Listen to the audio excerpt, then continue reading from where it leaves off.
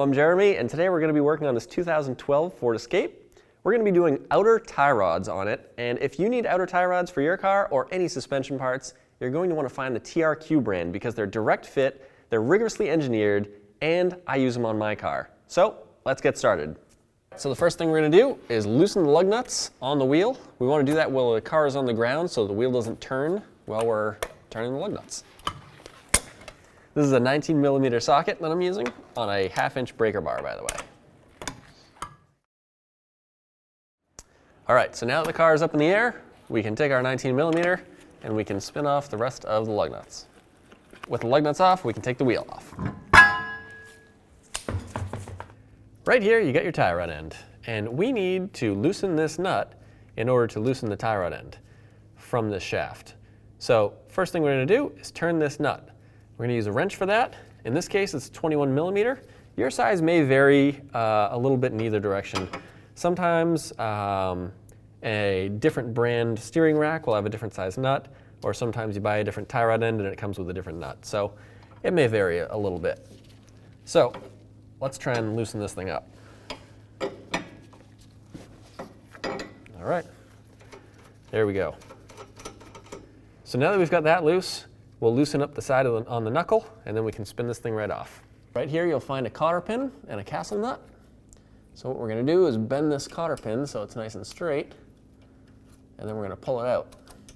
Now, your cotter pin might be old and rusty, and if that's the case, then what you might want to do is break it off on each side and then drill it out once it's off the car. If you're going to be replacing the tie rod end, what you can do is you can technically just break off each side of the cotter pin and then pull the nut off, and it doesn't really matter because the whole thing's going in the trash. In this case, we're going to be reusing this tie rod end because it's obviously brand new. So we're going to pull out this cotter pin in nice, easy fashion in one piece, and that way we can put a new one in later. All right, so now we're going to use an 18mm socket to pull this castle nut off of the tie rod end. The good news is once you loosen these things up, they often come off pretty easily. They're probably not going to come off quite this easy because this is obviously brand new, but they usually do come off pretty easily because this stuff doesn't rust too much. Now, in a perfect world, you would just tap on this and it would pop right out of this knuckle. But in the real world, what you have to do is I'll usually put this nut on just a little bit, and then what I do is I hit this right here with a hammer. And after you hit this with a hammer, it shocks the whole knuckle, and then you're able to pull the tie rod end right out. The other option is you could use a tie rod end press, and you can punch this thing out with a press. But a lot of people don't have a press. So we're going to use a hammer.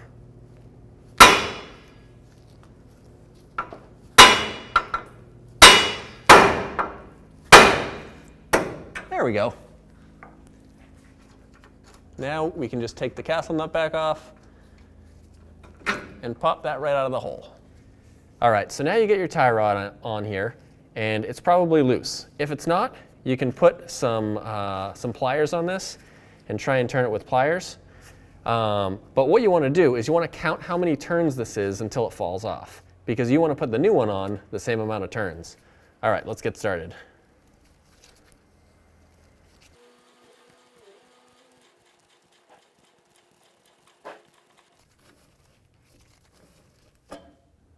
Looks like it was about 24 turns.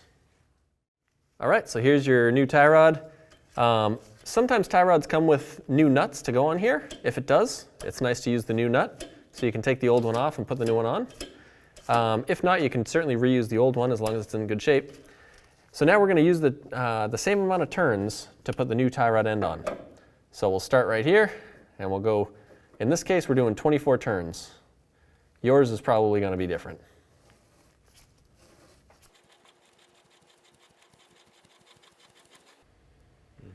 And there's 24. So now we'll spin this nut down in the general position, and we can put this right back down into the knuckle.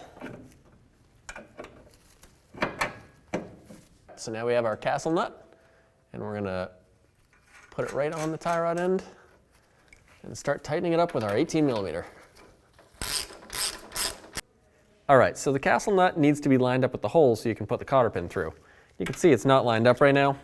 We're going to tighten it just a little bit more. Try and get that castle nut lined up. That looks pretty good. So now we can take our cotter pin and slide it right through the hole. And then we'll bend our cotter pin around like so. Make sure it doesn't stick out too much because you don't want to accidentally cut yourself on it.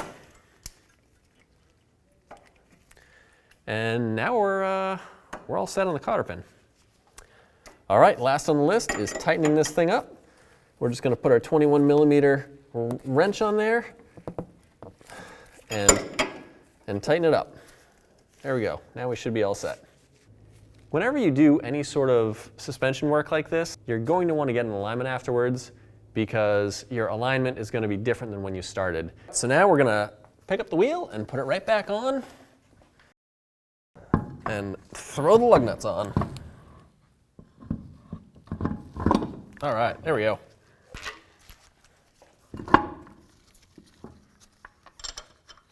You always want to start all your lug nuts by hand because you don't want to cross-thread any of them, because once you've cross-threaded the lug nuts, you have a really bad day.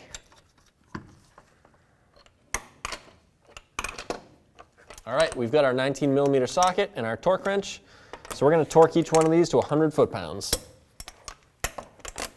Going to do it in a star pattern, and that way the wheel is torqued nice and evenly. All right, there we are.